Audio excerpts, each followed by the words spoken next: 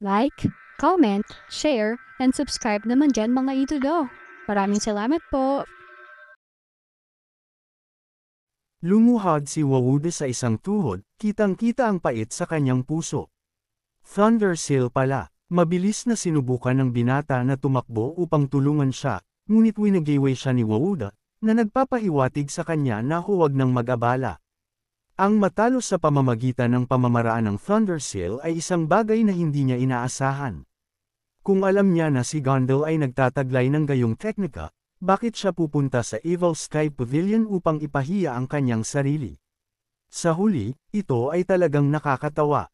Hindi nakakatakot ang pagkatalo sa linggong ito, ang nakakatakot ay ang matalo ng walang dignidad. Umiling si Lasho bilang pagsuko. Kung sinasabi mong ito ang Thundersail, hayaan na.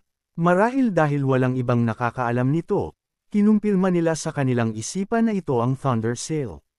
Nagpupumilit habang tumatayo si Wawuda, umuubo ng ilang beses.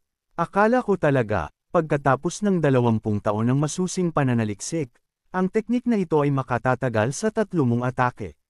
Sa kasamaang palad, mali ako, lubos na mali. Natalo ako sa isang atake lang, hindi pa 3. Matapos niyang kutsain ang sarili, dumura siya ng isa pang bunganga ng dugo.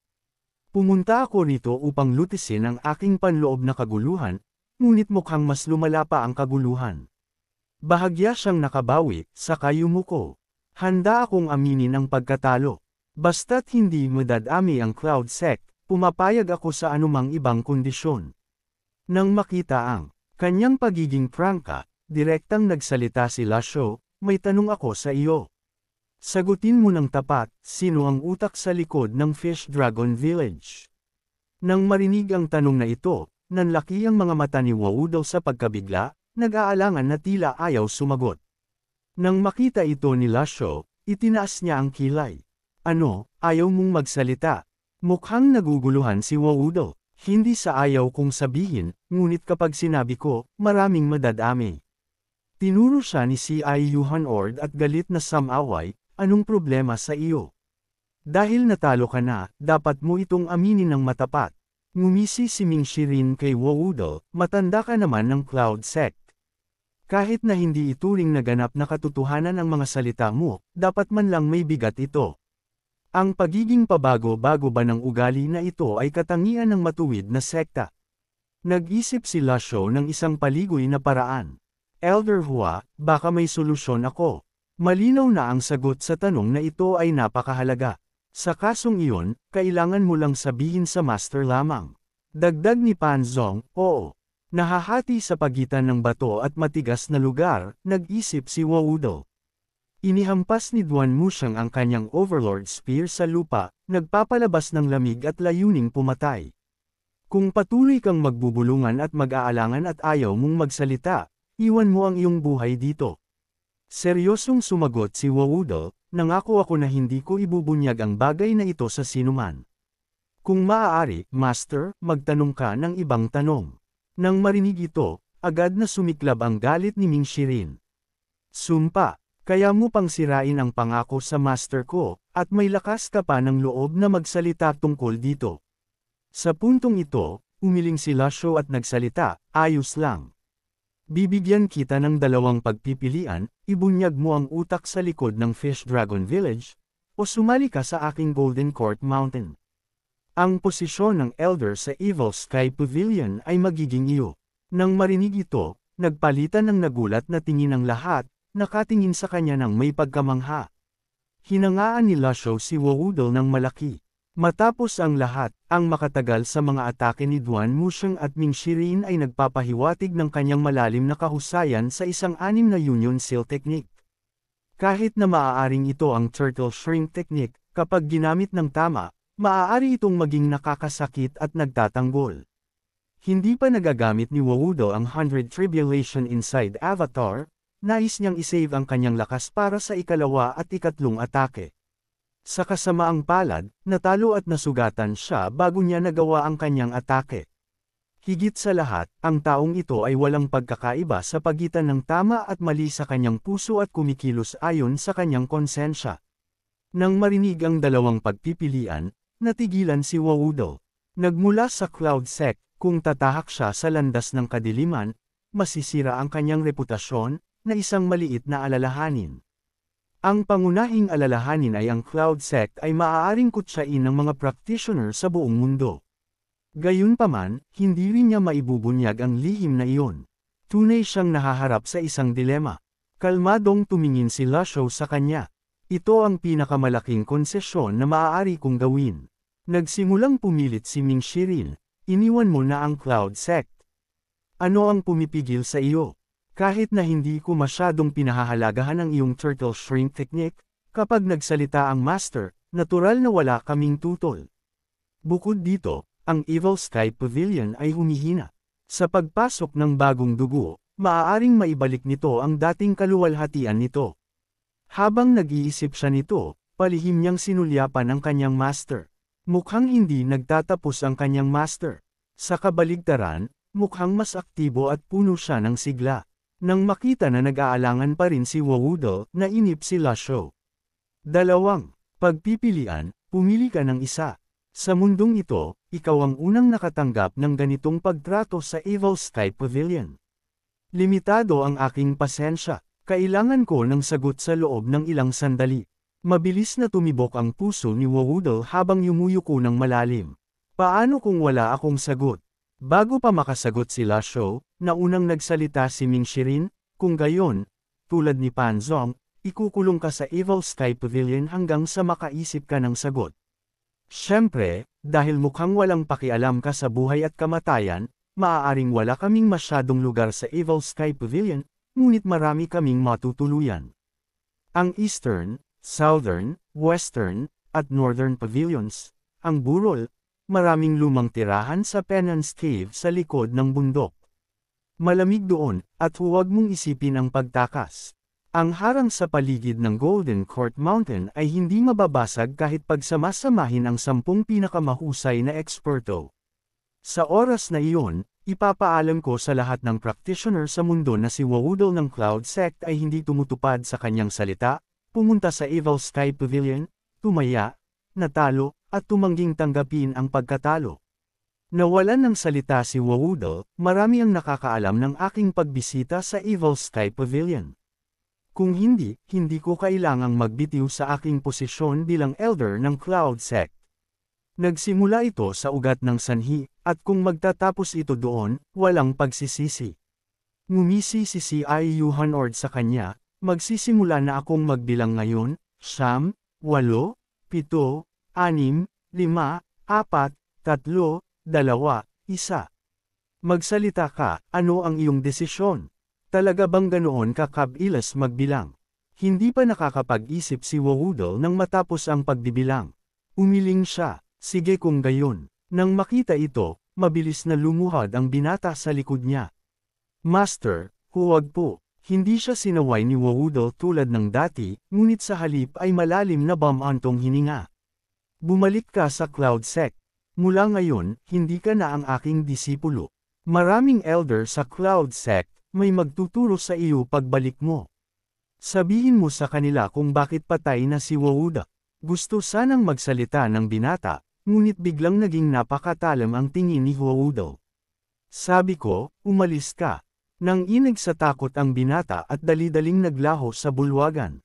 Medyo walang muwang ang aking disipulo, sana'y mapatawad mo siya at iligtas ang kanyang buhay, sabi ni Woodle kay Lasho.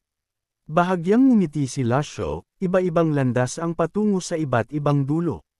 Maupo ka. Ang pagsasalita ng Master ay isang bagay na halos hindi nangyayari sa Evil Sky Pavilion. Ito ay nagpapatunay kung gaano niya pinahahalagahan si Woodle. Mas pipiliin mong sumali sa Evil Sky Pavilion kaysa ibunyag ang utak sa likod ng Fish Dragon Village. Tumigil si Woodle. Mangyaring maunawaan mo.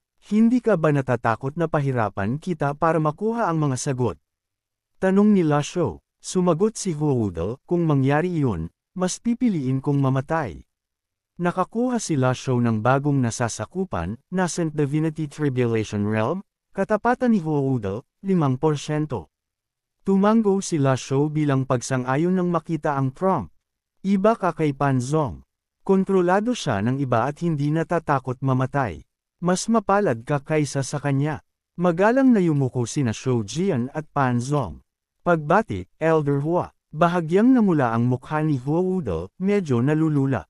Tumawa si Ming Shirin, hindi ka ba natatakot na kutsain ka ng mundo? Madaling solusyonan iyan. Mula ngayon, maaari kang magkaroon ng bagong pangalan.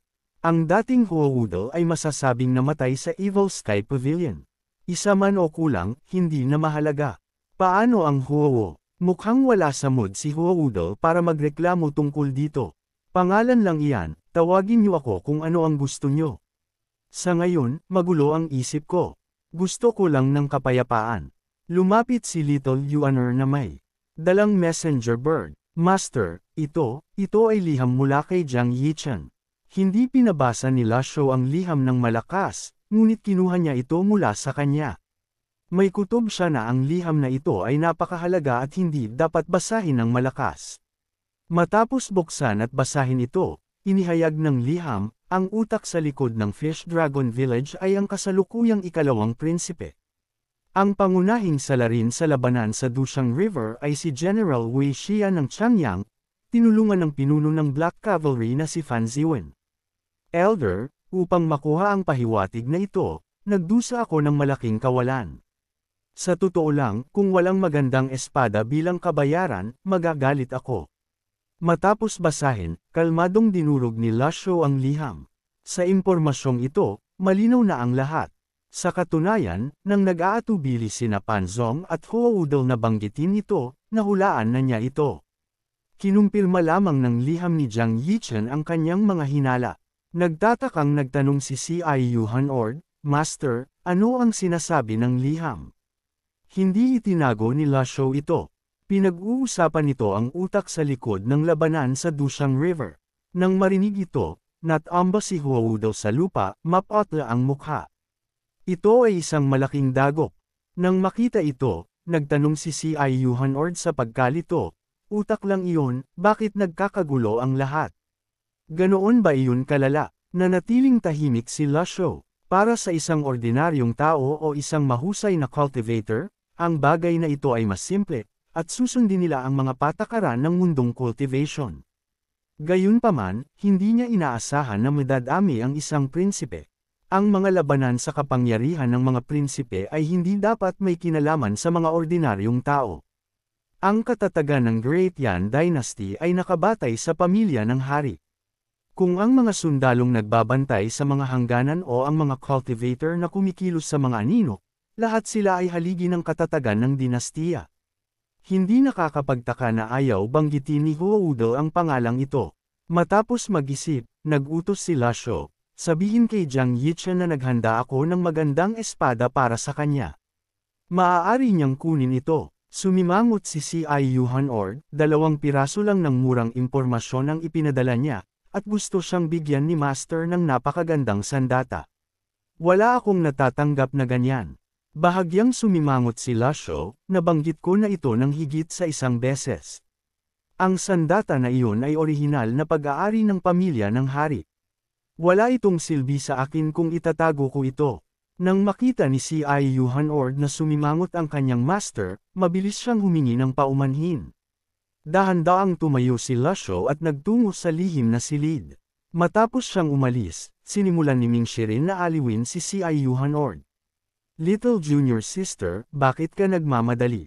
Ikaw ang pinakamamahal ni Master. Kahit ako ay may sandata, paano kanya makakalimutan?